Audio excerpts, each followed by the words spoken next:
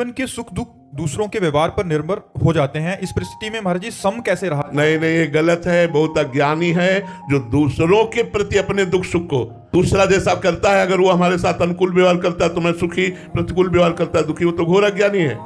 सुख दुख परमात्मा के चरणारविंद के आश्रित होकर, लोगों के आश्रित होकर नहीं। लोग तो जीने नहीं देंगे भाई। लोग जीने देते हैं किसको? कब चैन से चलने देते हैं? कैसे भी चलो वो तो आपको दुखी ही करेंगे। चाहे जितना परोपकार करो आपको परिणाम में दुख मिलेगा, चाहे जितना आप हित करो परिणाम में आपको गाली देगा। संसार का स्वरूप ऐसा है। हम लोगों के दिए हुए सुख दुख से सुखी दुखी ना हो, हम परमात्मा के चिंतन से सुखी रहे और दुख को परमात्मा के चिंतन के प्रभाव से सह ले, ऐसे हमें बनना चाहिए। व्यवहार में तो बहुत कड़वा है व्यवहार, इसमें तो कितना भी आप करो परिणाम में दुखी मिलेगा। संसार ऐसा है। महाराज जी आपके जीवन में कभी ऐसा हुआ?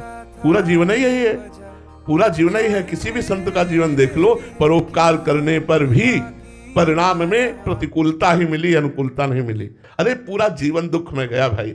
पूरा जीवन जब खाने योग्य थे तो खाने का नहीं था, जब खाने की सामग्री आई तो खाने योग्य नहीं रहे। हमारा मालिक बड़ा खिलाड़ी है, वो बड़ा खिलाड़ी है। आपको कभी महाराज जी रोष नहीं आता? हमें हाँ पर इस बात पे नहीं आती। हमें इस बात पे गुस्सा आती है कि कम से कम साधकों के साथ इतना कपट का व्यवहार तो ना करो। तो तुम्हारे लिए जिंदगी समर्पित किए हैं, इतना छुपाव तो मत करो। एक बार मुस्कुरा के अगर उनके मानस पटल पर प्रकट हो जाओगे तो काम क्रोध आदि की जो वृत्तियां उनको जलाती है वो नहीं जलाएंगी। हम इस बात पर उनसे नाराज हैं। ठाकुर जी से नाराज है तो इस बात पे नाराज है कि यार तुम हो, सब जगह हो और सर्व सामर्थ्यशाली हो, सर्वत्र हो, सर्वशक्तिमान हो।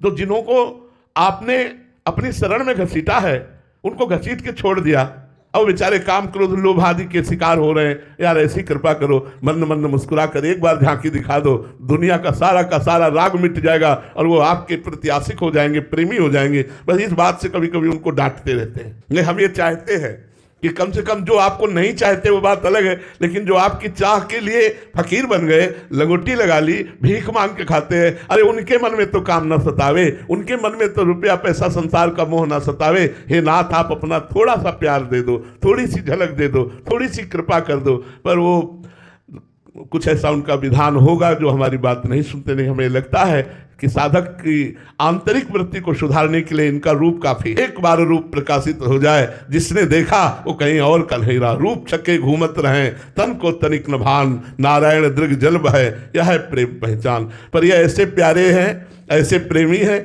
कि पर्दे के पीछे से सब कुछ करते रहते हैं, सामने नहीं आते।